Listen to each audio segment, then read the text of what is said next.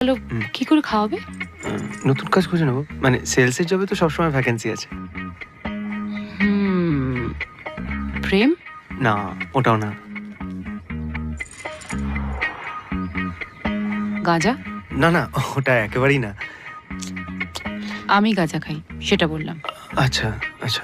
হ্যাঁ, এই একটা সত্যি কথা বলবো? আমি একবার গাঁজা টেনেছিলাম পুজোর সময় এই বন্ধুদের সঙ্গে, বন্ধুদের পাল্লায় পড়ে। উফ! কি নেশা আমারই।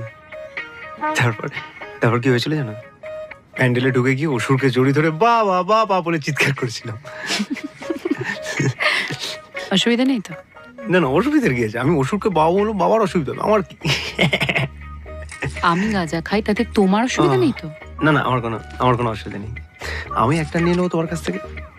ঘরে তারপর ল্যাভেন্ডার ধূপ জ্বালিয়ে দেবো যাতে কেউ গন্ধ না পায়। হ্যাঁ? একসঙ্গে কাউন্টারে। হ্যাঁ?